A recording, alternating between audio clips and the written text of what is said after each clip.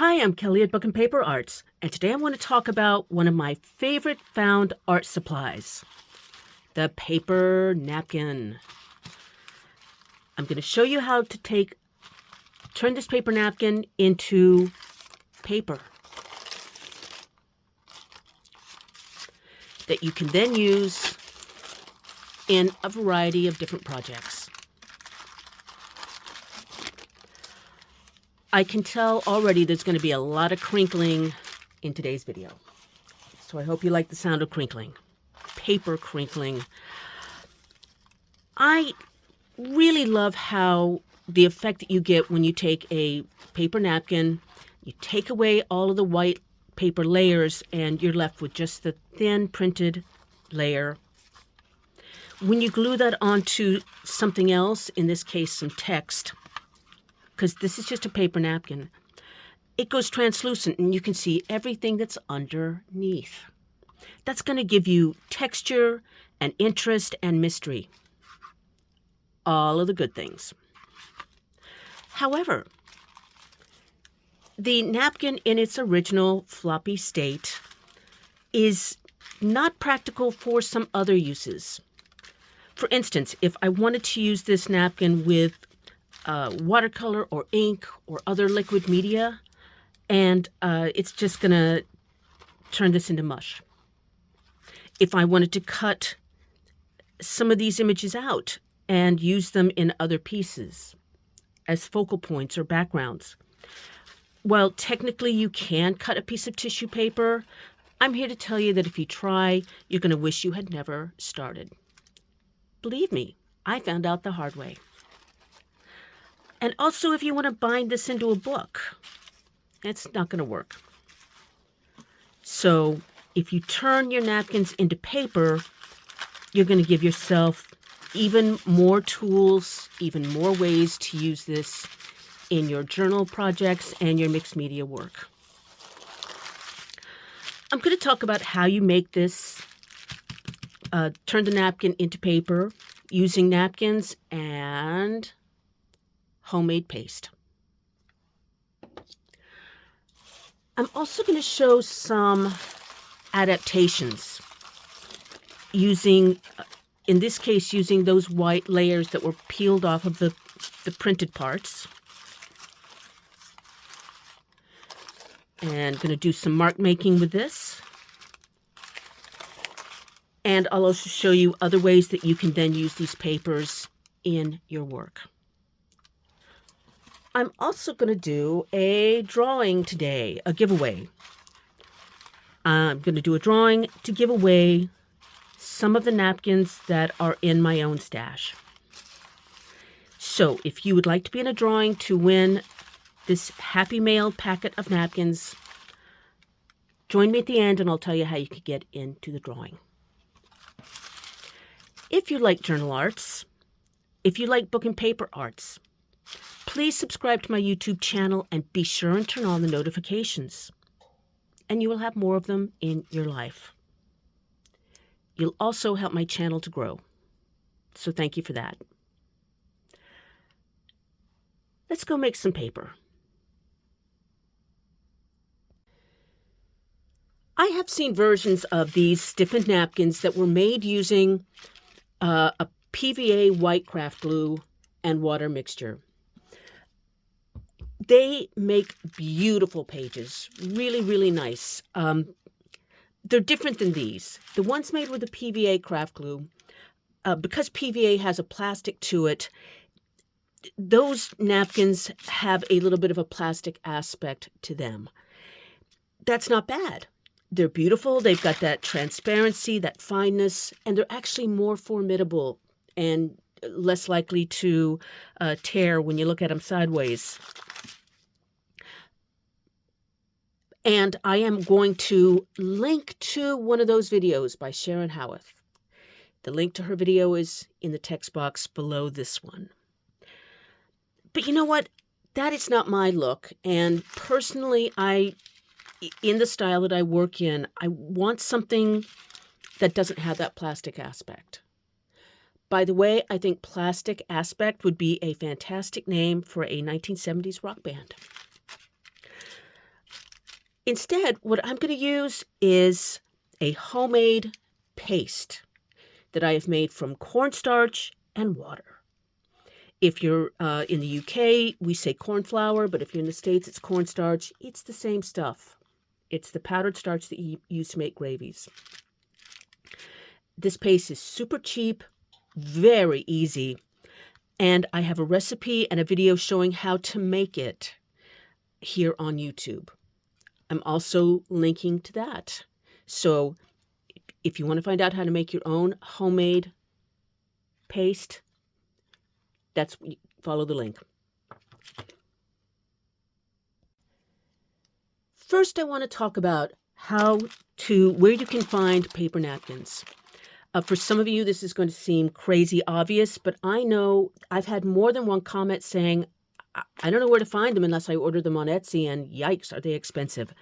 So stay with me while I talk about some ideas. You can get these in a lot of different places besides ordering them on Etsy. The first thing that I suggest is you check out your local supermarket or big box store. What you want to do when you get there is go to the birthday party section. That is where they have things such as tablecloths, balloons, gift bags, and cards. And that is where they are also going to have beautiful, fun, decorated napkins to use for your parties. I have also found them in a drugstore sale bin, museum gift shops, bookstores, card stores. Again, card stores that have party planning thingies, stuff, tissue paper. That's a good place to look. I actually got these from a celebration of a life of someone that I care about who died. And there were a ton of them left, and I asked if I could have them to make something, some souvenir of all of this. And so I have these beautiful pieces here. So keep your eyes open, look for the birthday party sections in different stores, ask your friends.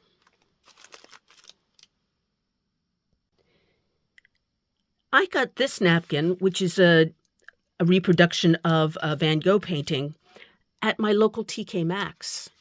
If you're in the States, that's the same as TJ Maxx.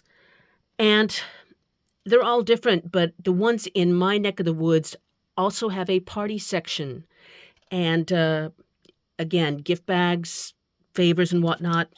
And I go there every couple of weeks to check out their selection because it changes all the time. The first step in preparing your napkins to be glued and stiffened is that you need to separate the layers. This one actually has 3 layers, 2 really fine, thin white ones, and then the colored pattern one. Sometimes it's just 2. I think I've had some that had 4. But usually it's 3. As a rule, I tend to just fiddle with them until the ends come up.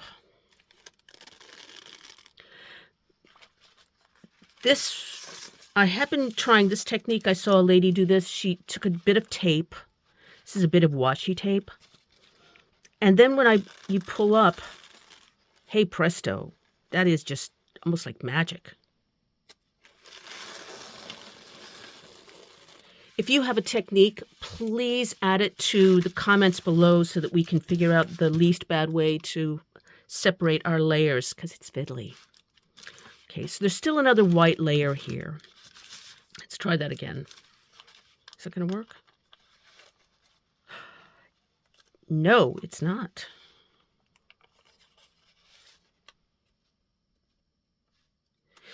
It's probably just me.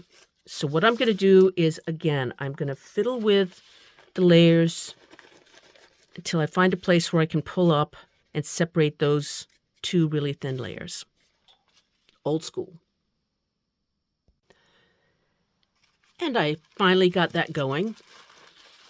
I'm just going to show you how when you peel off that final layer, you see the difference that looks pretty thin, but this is even far, far more thin. So make sure you've got every white layer off of there. And save these because we're going to use them. Now it's time to begin.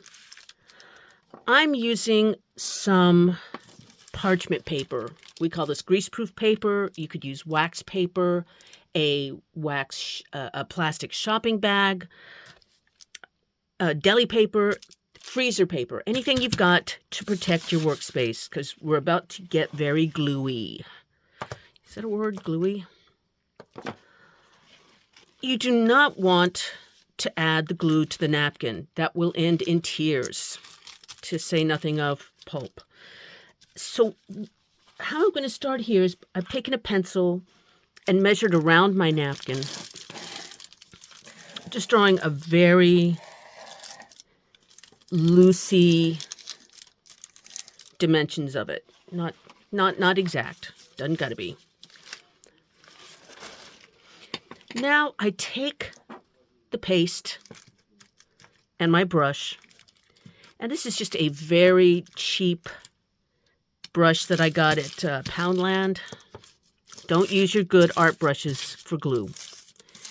Ain't no need. So now you've got an inexpensive brush with a nice broad head, and I'm just painting the paste onto this wax-proof, this greaseproof paper in that big square that I just drew off. And make it generous. Make it a generous, and cover as much of it as you can. So just paint this whole base with your paste.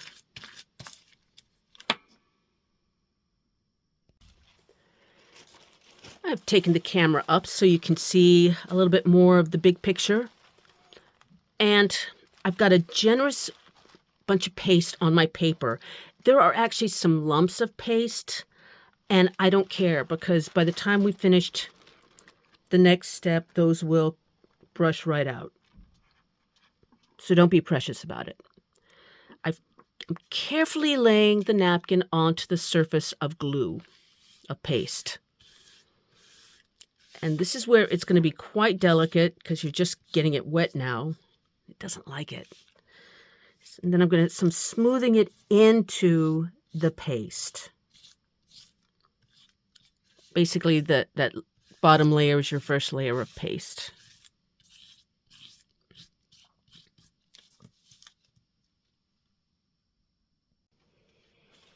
Here is as tricky as it gets. Your paper is going to be pretty delicate right now. But you can add your glue to it. Just be gentle. Start very, very gently working glue from the top into your napkin. If you're not gentle, it's going to want to tear like crazy. But the thing is, as you get more and more paste working into the fibers of the napkin as you're working, it's going to become a little bit more strong, and you can start brushing into it more and more.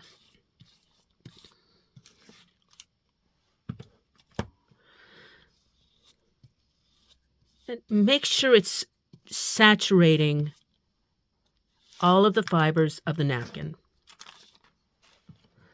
This is a little bit lighter, so that means that it's not taken. It's almost like a little bubble of air there. So I'm going to very gently go around the whole thing, turning it so that I don't have to pull the paper all the way across and put a strain on it. Just turning it. If you do tear a hole while you're gluing, it's going to happen. It's fine.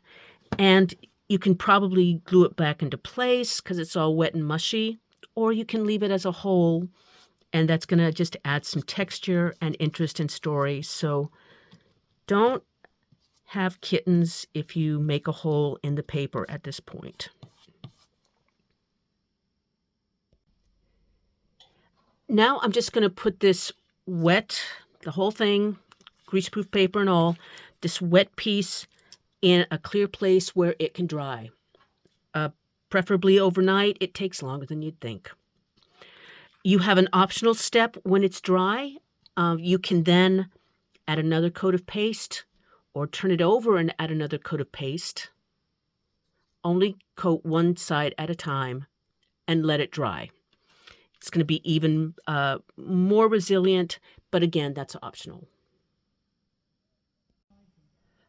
Again, here is what that white layer looks like when it's been stiffened with one layer of paste and it's dried. And it got some holes in it. I don't care. Let's look at, I want to show some adaptations, some variations on this, what you can do to this while it's still wet. You can do this to the colored ones as well, the printed ones, but I'm just going to show it on the blank one for drama. I've got a pretty thick layer of paste down here, and now I'm going to add some instant coffee granules. So I could just leave them all crunchy like this, and that's going to give my paper quite a bit of texture. They are starting, the smaller ones are already starting to dissolve. Let's see, can we go down? Down, down, down, down, down? Yeah. They're already starting to dissolve over here, which is what I want. I also have, a spritzer with water in it, and I'm going to activate these super, super light because I don't want to make the paste too wet, but just a little spritz.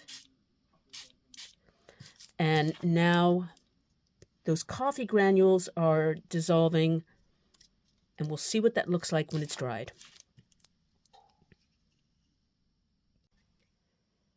If you've seen my videos, you know that I cannot resist a drizzle. So let's see how that works. This is some ink that I have made with onion skins, and I've got a pipette here. Again, the paste is still quite wet. It's not dried yet. And I'm just going to drizzle it in there. Pull it out. Ooh, my goodness. Pull it out. Or again, we can activate it with some water.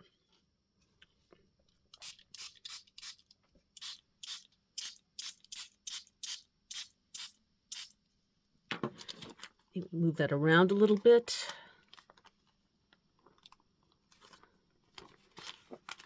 It's really working into those fibers. Okay, and I'm going to leave, I think I'll add one more straight,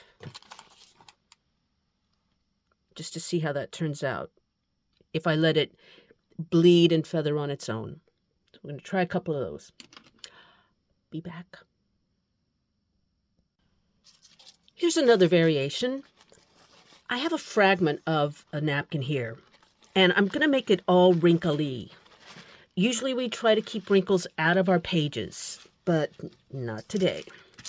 I'm going to try to create a piece that's sort of distressed in a good way. I have a bunch of paste down right now, more than usual, and I'm going to just go ahead and smush this as I put it down. I didn't need that much paste, did I? This technique works better with some napkins than others. For me personally, I think the delicate ones suit this better than the, some of the bright ones. Just personal whatnot. And even though we're distressing, I've already got a hole there. Oops. Keep a light touch as you're adding glue to put those keep those wrinkles in place.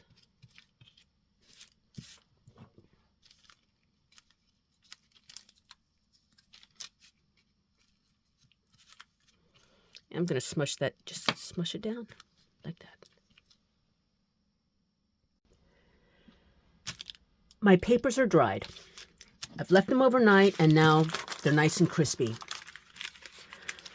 To get this to pull up, you just want to bend your paper a little bit at the corner and peel them apart. Now, I'm not going to just peel this like this. I'm going to go all the way around and loosen the edges. Just going under it with my finger, but you know, you could use a card. Ooh, that works good. And just be gentle. Go all the way around.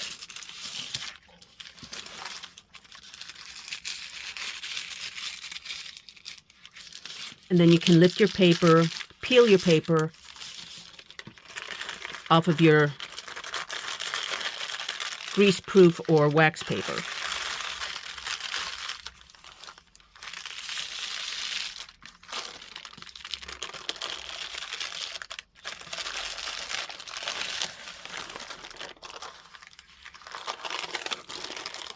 That's it. I do want to show this piece where we added the ink for mark making.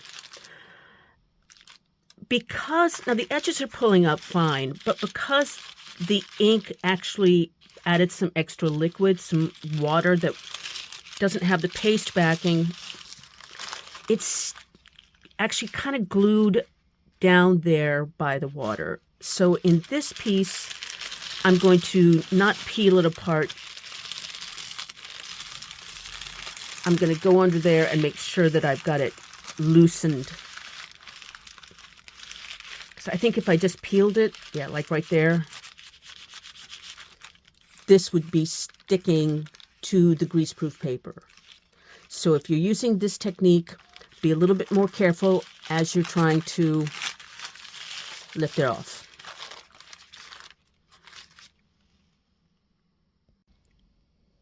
Here are some ways that you can use your new papers in a variety of ways. One is you can, if you have a pretty pattern, you can cut out part of it to use as an element in a journal page or card making or whatever it is you make. If you were to try to get a crisp edge like this using a flopsy paper napkin, it wouldn't work. But now, even though it's thin, it's nice and crisp, and it's letting me go around and make a smooth cut.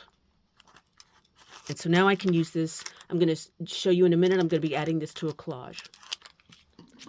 It also lets you rip them in a way which means that you can use these as paper fodder. Now again, of course, you can tear a paper napkin, but not really get a straight line or make it tear where you want it. In this case, I'm able to manipulate this into the shape I want.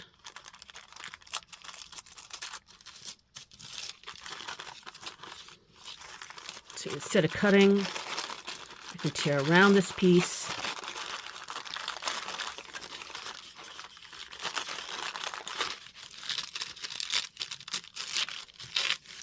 And now use it in more of a shabby chic way.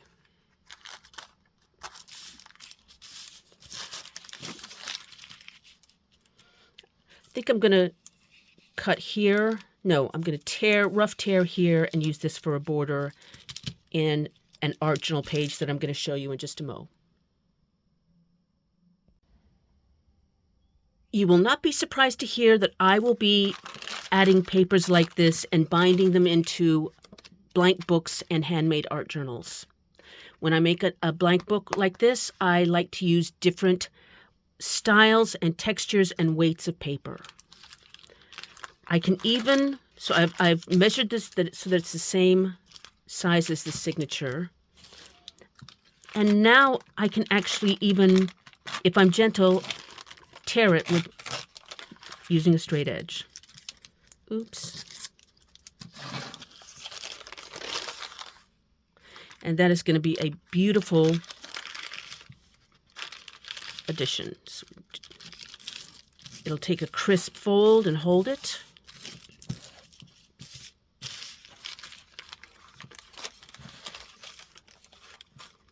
And I can add it to my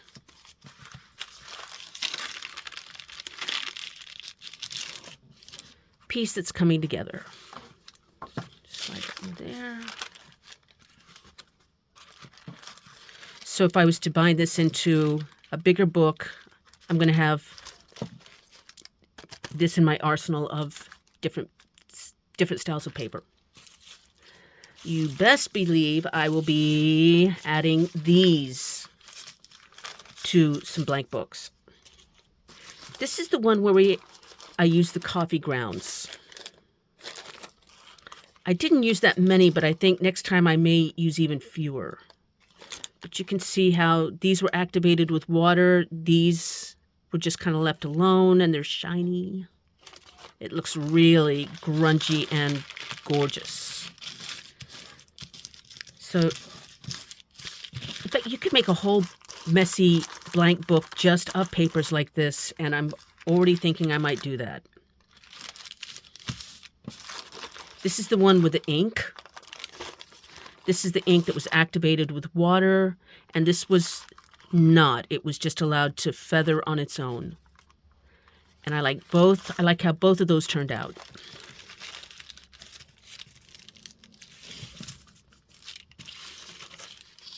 So you can see this would make one cool book. I do not know how much you can work on these. We're going to find out. There's only one way to find out. But I can't see right away that you could use them if you bind these into a book for some collage. You could just glue in some other paper elements on top of that. And it's going to be a good starting point. That's nice for an autumn look.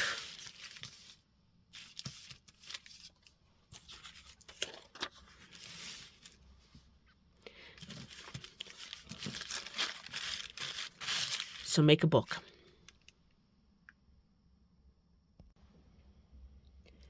You can also use stencils. Now, this is going to stand up to some stencil work. Just got an ink pad, a blending tool, and that's pretty dramatic. This could then be, again, if you want to put this, it's one way that you can work on them if you want to bind it into a book as a different kind of paper. Or you could tear this up for some fodder.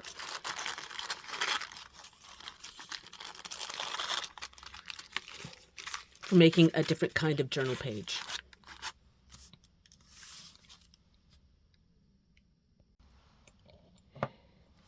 You can do some mark making. I'm using ink,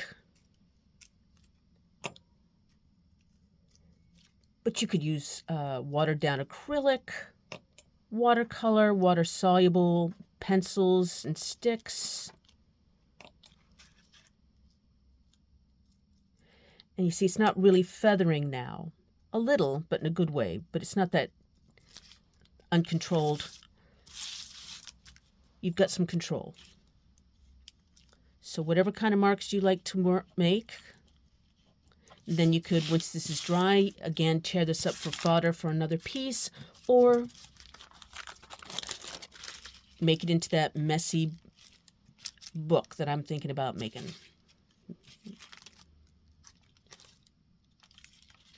So do some mark making.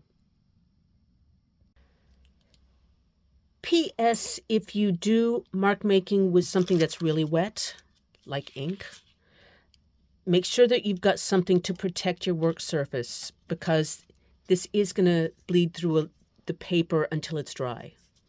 So don't just do this directly on your work surface.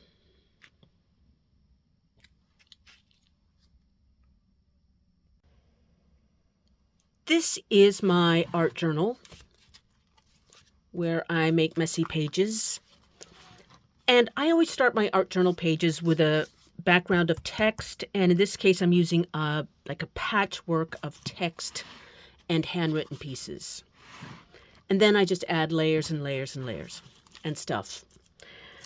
I'm not going to make a full page today because this is not that video.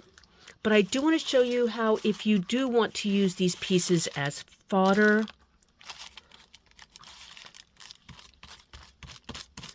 in making collage, in building up pages that you then want to bind into a book, or again, if you make cards, whatever you make. Just wanted to show you how this looks when you start getting it down. Start getting it down. For one thing, you can actually add glue to it if you're careful. You cannot put glue directly onto tissue paper. But you can do it here. And this is a fragment of the tissue paper, the white tissue paper with the stencils. This is some of that with the ink that I put into it before it dried.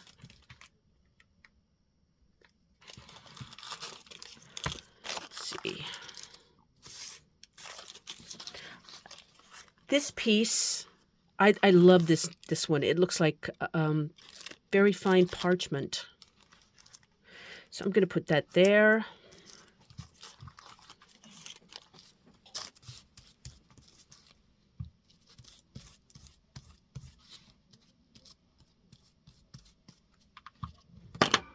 Oops, like this. Getting some translucency there so you can see what's going on underneath. These are not my focal points. These are going to be, I'm just adding to the background, and that's going to be my starting point for when I do add focal points. You know, Trusty Mr. Bird here.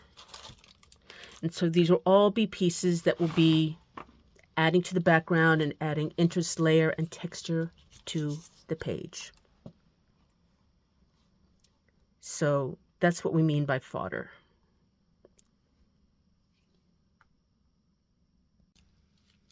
So many ideas. I could do this all day. But I'm actually losing the light. And besides, you need to go make stuff. Before we go, I'm going to show you two things. Remember how I said when you're making these that if you want, you could let it dry, and then before you lift it off, add another layer of paste. So you've got a double layer of paste. Then let that dry. Here is one where I've done that. And I have to say it is far more formidable, especially if I wanted to bind this into a book. It did turn out more lumpy, but one, I like that. And if you don't, you can just iron that out. So that's how that looks if you want to add a second layer. And then this is the bunched up wrinkly piece. And I like that. You could add that to a lot of things. That's going to give you some texture. Basta. If you would like to win some happy mail of paper napkins from my own stash, all you have to do is leave me a question or a comment in the comments below, and then you'll be in the drawing.